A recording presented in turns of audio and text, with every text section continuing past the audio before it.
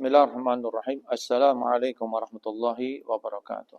Alhamdulillahirabbil alamin. Wassalatu wassalamu wa barik ala sayyidina Muhammad wa istahi rahmatil adada ma fi imillah. Salatan wa salaman daimaini bidangkalah wa ala alihi washabbihi. Hukum kurban asalnya adalah sunnah muakkad. Wal udhiyatu sunnatun muakkadatun.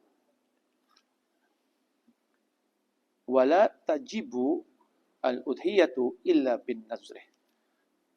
Hukum kurban sunnah muakkad, tetapi akan juga bisa menjadi kurban itu sifatnya wajib, yaitu kalau dinazarkan. Di sini kita bisa mengambil pelajaran.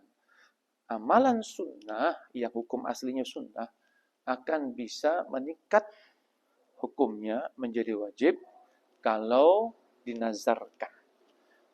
Sekarang kalau ini terjadi pada kurban, apa yang terjadi saat perbedaan distribusi antara kurban sunnah dan kurban wajib?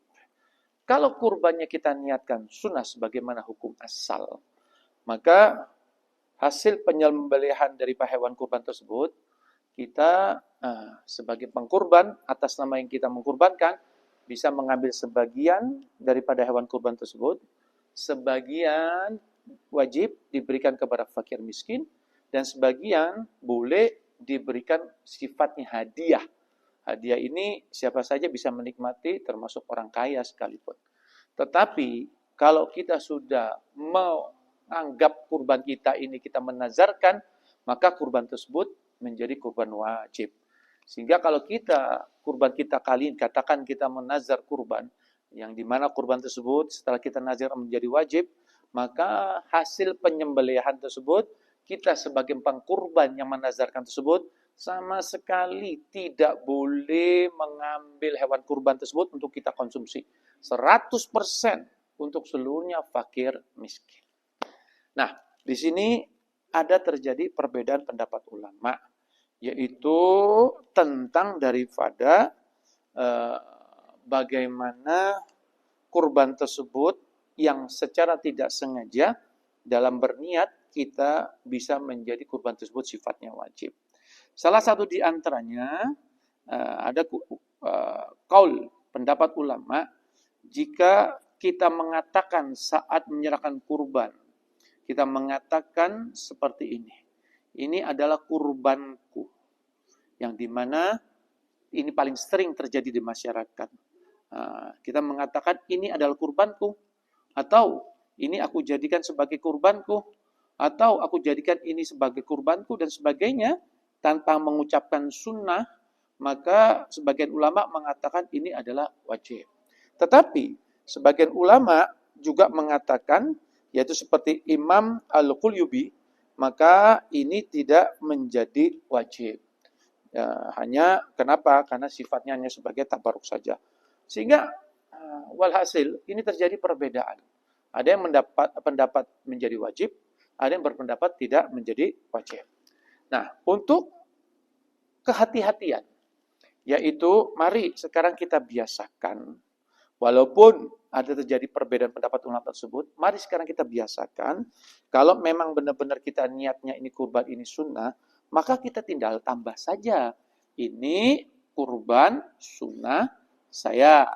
Kalau kita mau niatkan wajib, ini kurban nazar saya, seperti itu. Sehingga menjadi jelas alamatnya. Ini sunnah, kurban sunnah ataupun wajib. Sehingga kalau kita ini kurbannya sunnah, maka tinggal diniatkan, saya berniat sunnah kurban karena Allah Ta'ala. Ya.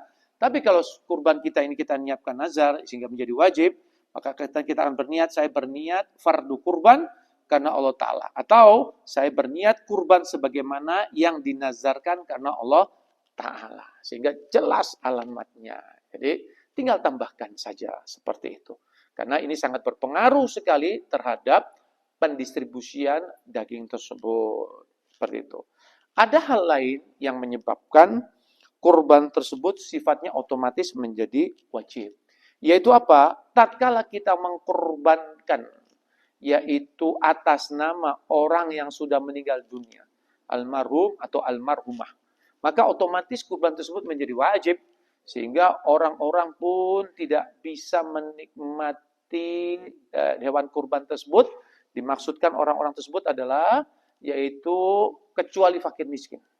Jadi yang bisa menikmati hanya fakir miskin, bukan pihak orang yang mengkurbankan atas nama almarhum.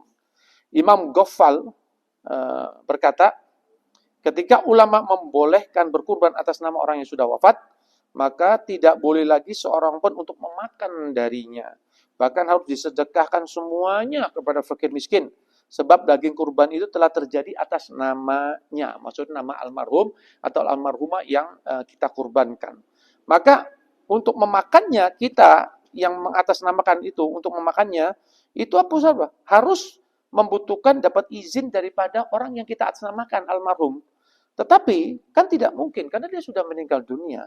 Sehingga bagi kita yang ingin mengkorbankan atas nama almarhum atau almarhumah, maka singkatnya wajib mensedekahkan hasil korban tersebut semuanya kepada fakir miskin. Seperti itu. Jadi mari sekarang kita biasakan kehati-hatian kita keluar dari perbedaan pendapat ulama. Kalau memang kita niat kurban ini sunnah, tambahkan kata sunnah di niat tersebut. Kalau memang niatnya sudah wajib, maka silakan niat tambahkan kurban tersebut sifatnya wajib. Seperti itu. Agar menjadi jelas semuanya. Ada pemisah jelas antara kita mau kurban sunnah ataupun yang wajib. Wallahu a'lam bishawab. Subhanallah wa bihamdika asyhadu an la ilaha illa anta astaghfiruka wa atubu ilaik. Assalamualaikum warahmatullahi wabarakatuh.